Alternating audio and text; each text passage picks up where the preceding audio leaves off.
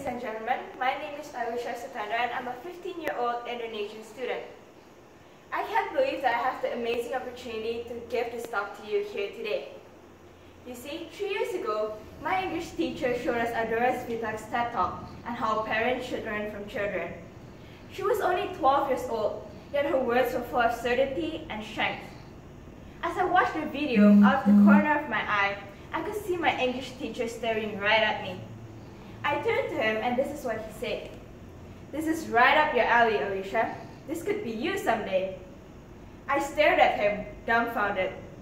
You see, at that time, I was a quiet girl who barely even spoke in class, and he was telling me I could give a TED Talk. No way! However, my disbelief wasn't just due to my natural tendency to be quiet. It was also due to the culture my country has. In my country, Indonesia, we have a culture of respect that demands silence. Silence and submission is encouraged and sometimes even required. But before I go on to delve deeper into the culture of my country, let me tell you more about Indonesia itself. Indonesia is a country with 17,000 islands. It has the largest economy in Southeast Asia, with the 16th largest economy in the world. PricewaterhouseCoopers predicts that by 2030, it will have the 5th largest economy in the world.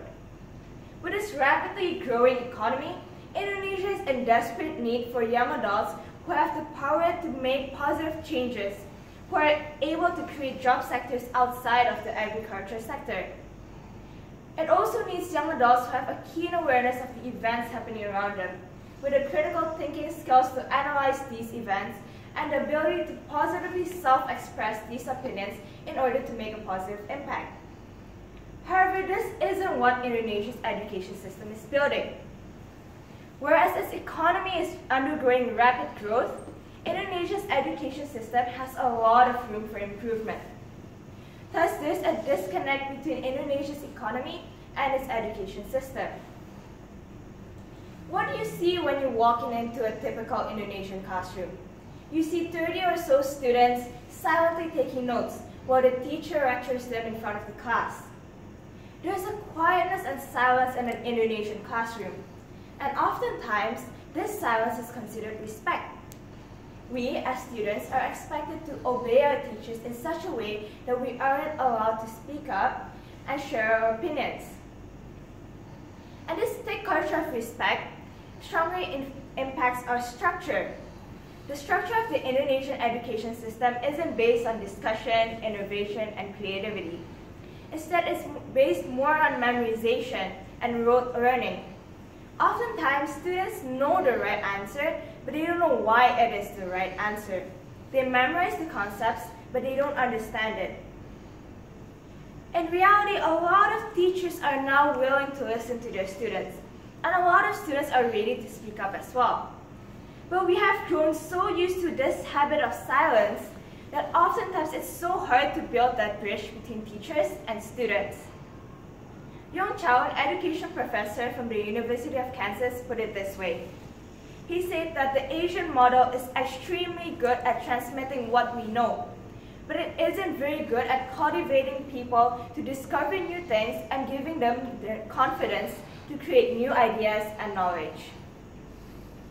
This is really real not only in Indonesia, but also across Asia, which means that more than half of the world's population falls victim into this kind of education system. This is the problem that we have right here today. Our thick culture of respect, combined with the stiff structure it results in, produces students who aren't prepared to make a positive impact on Indonesia. A few years back, my friends and I were complaining about this one teacher behind his back. And coincidentally, our homeroom teacher overheard us. And he suggested that we go to that teacher and talk to him about it, that we resolve any conflicts that we may have with him. However, we were shocked. We had never been given this kind of advice where we come to a teacher and express our opinions and speak up. And because of that, we were just really shocked and we didn't know how to follow that advice. The thing is, in Indonesian classrooms, the silence is deafening. Many students want to speak up, but they aren't being heard. Every single day, I hear my friends complain about school. But in class, they're quietly listening to their teachers, submitting. The silence in our classroom screams. It's a scream of help from students who want to be heard. Because when it comes to questions like, who am I? What are my passions? What are my talents? We can't answer those questions. And we don't have the space yet to discover ourselves, to be aware of ourselves. The problem is that without self-discovery, there can be no self-awareness. And without self-awareness, there can be no self-expression. Whereas neuroscience is constantly teaching us that self-expression is one of the best ways to grow. So if schools aren't ready to allow their students to express themselves, how are they going to grow? And as a nation, how are we going to grow? This is what needs to change. Schools need to give each and every student a voice. I define student voice as the freedom for students to discover and express themselves. In a school where self-expression and student voice is the base, is the core of learning, students flourish. Because instead of just focusing on the curriculum, on memorization, on rote learning, schools are allowing students to have the freedom to learn about themselves and express themselves in any means they choose. But of course, the question is how? How do we build a place where school becomes a journey of self-discovery and self-expression, not just a place of studying and memorization? We can do this by changing our culture. And by reforming our culture, we allow schools to make a new structure, a more innovative one. And by doing so, we can build student voice. But the first step is, of course, to redefine respect. All this time, we've been defining respect as silence. But if we define respect as the considerate self-expression and tolerance of other expressions, we can create a new definition of respect that allows our structure to change. A few years back, I was called into the principal's office. And naturally, I thought I was in trouble. Surprisingly though, my principal called me because she wanted to listen to my opinions about how the school could change and improve. By this seemingly simple act, my principal taught me that I should have my own opinions and I should express them. She showed me what respect really means. By using this definition of respect, we can change our structure. The first step for teachers would be to innovate. Incorporate discussion and innovation and creativity in your classes. Ask us open-ended questions. Allow us to express ourselves. Secondly, listen. Listen to your students. Believe me, they have a lot to say. Listen to them and guide them to express their opinions in such a way that enhances the freedom of others. Allow them to discover themselves and speak up. Finally, establish change. Involve and engage your students in the decisions that are made around school.